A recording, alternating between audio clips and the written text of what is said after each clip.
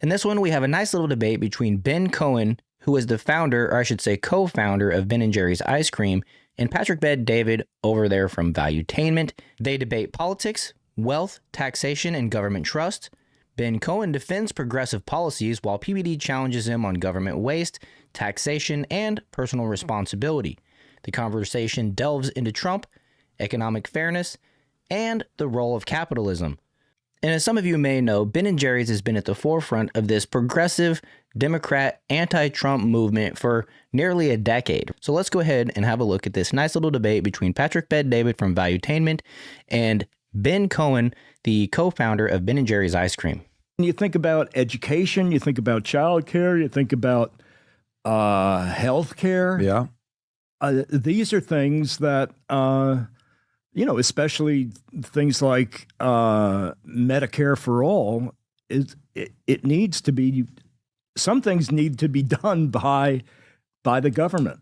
Okay, so let me get this straight. And so just 10 minutes ago, you are speaking to the audience who is loving watching you, and you showed how much the government wastes money.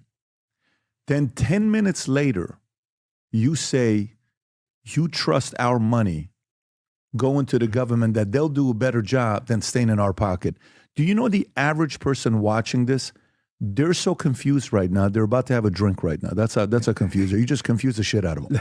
They're sitting there saying, so let me understand you, man. I really want to understand you. I like you. I eat your ice cream. You seem like a really nice, and you sincerely seem like a nice guy.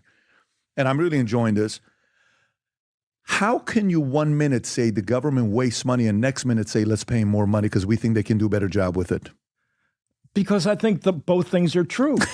I think about my own business. As Ben & Jerry's was getting larger and larger, I was saying we're wasting all this money.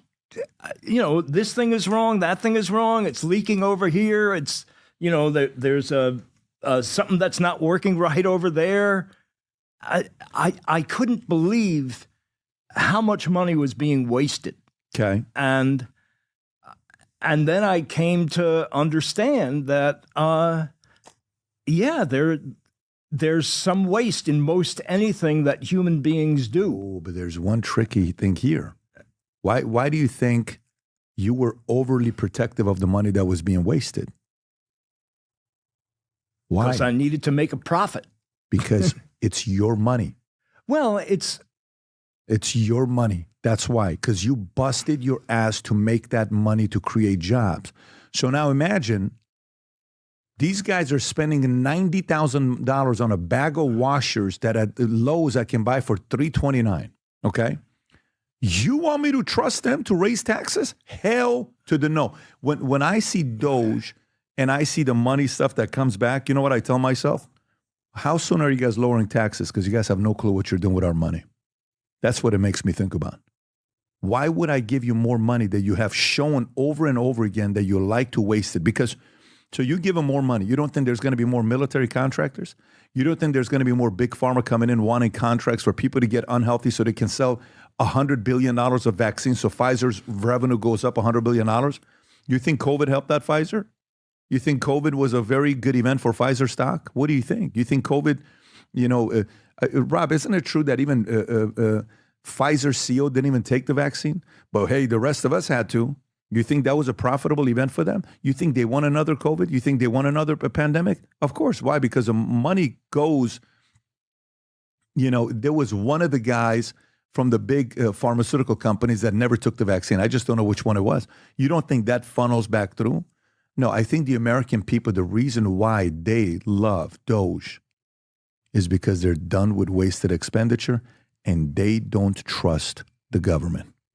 It's the lowest, Ben, it's ever been. You've been around, so you said you were born in 1951. I think you said 51, right? Did you say 51? A lot of wasted money from 51 till today. Look at the year you were born. Look at the trust. It was 80% is where we hit. Look where it's at right now. Okay? Lowest it's ever been. What happened? They don't trust it. They don't trust the media. They don't trust the government because they're full of shit. They keep wasting our money. And you want to sit here. You know what I'd love to see you do? Go run on the campaign of raising taxes to 80% marginal. See what happens today. Let's have Bernie Sanders go campaign and see what happens today. Who's going to be against raising taxes to 80% marginal on incomes over several $million? A lot of people. It's my money. Why should I give it to you? How many? I mean, by the way, the people that are creating commerce who want to mind their own business like you used to when you ran your business and you try to create savings, those people are going to mind. It's easy for you to say it right now. You're in your 70s and you've already made your money to say, hey, let's do it to the guys now. I didn't get it. Now let me do it to the other guys. That's not fair. So I'm really glad Patrick Bet David brought that up, because that's a point that I've been mentioning on my live show a lot lately, is that the boomers, this age group, they want to spend every last dime that they've earned or that has been given to them by their parents who worked really hard to achieve their wealth. And they want to pull the ladder up behind them and leave nothing left for their kids, for this world beyond their existence, right? They want to just take it all with them. Pick a number. Pick a number that's a reasonable number. You have to earn the right to raise taxes. The government has to earn the moral authority to be able to say, let's raise taxes. How do you earn the moral authority? By showing what you do with the money. 7 years Pentagon hasn't been able to show our audits. They failed an audit 7 years in a row. You want us to trust the U.S. government? That there are some functions that government needs to perform. I don't disagree, but not as much money as you want us to give to you. Well, I mean, half the discretionary budget is going to the Pentagon. Let's cut that. I'm not suggesting we totally eliminate all weapons. I think the president is wanting to cut. This is why he wants so many Democrats. Can you imagine? Were you a John F. Kennedy fan when you were younger? Yeah. His nephew went to the other side. His nephew, who loved his dad and loved his uncle, became an addict for 14 years because he lost his dad, and we almost lost Bobby. He eventually got so sick of what the left did, and he went to the other side. So did Tulsi. So did Trump. Trump used to be a Democrat. So did Musk. Musk used to be a Democrat. So did Rogan. Rogan used to be a Democrat. He may still be. I mean, this is the most devastating season ever for Democrats, ever. Every state turned more Republican. 89 counties turned more Republican. 7 battleground states. Majority went to him. The last time that happened was 20-some years ago. This is one of those moments where Americans sat there and watched. The Democrats had control during COVID, and they tried to abuse Americans. And they said, leave us the fuck alone. Leave us alone. I don't want you to force me to do anything. And for you, Ben, a successful man like you that built an incredible business that the rest of us get to smile. You make people smile. Every time somebody has your product, they are smiling. They're happy. You know what is the most happiest the moment of my week? When I get to take my daughter to this ice cream shop in Fort Lauderdale, and she eats her ice cream, and her reaction, I melt. You produced a product that put smile on millions of people's faces. That's what you produce, because you worked your ass off. And you took advantage of the opportunities that they gave you. You saved every penny so you can pay your people better, to create a better company. You're a hero. You're a hero. And the other side likes you because you give them money, but if you didn't and you were a Republican, you would be despised by the other side. You'd be considered a rich, greedy man. And all you ever did is start a company with your best friend and turn it into what you turn it into. And that's not cool. It's not cool. It's not cool that just because somebody has a dream and they go work hard and I'm supposed to go out there and feel guilty about it. I'm sick of it. I'm sick of them making success feel guilty. And hey, you make too much money. You're a billionaire. You're a bad person. You're this, you're that. Let's recognize our heroes. Let's stop undermining anybody and everybody that they win. We just tarnish. Oh, he's a horrible man. Tarnish. Stop it. I'm not about tarnishing people. I'm not saying you, but it's a lot of people on the left. And it's enough. It's enough. It's too much. And people, honestly, though, people are tired of it. That's what happened in 2024 on November 5th. And did you notice, once again, this guy doubled down on pulling the ladder up behind him, essentially, like I was mentioning, when he said, who wouldn't want to tax 80% margins on people who have made several $1,000,000, which Patrick Bet David shot down with a very reasonable explanation.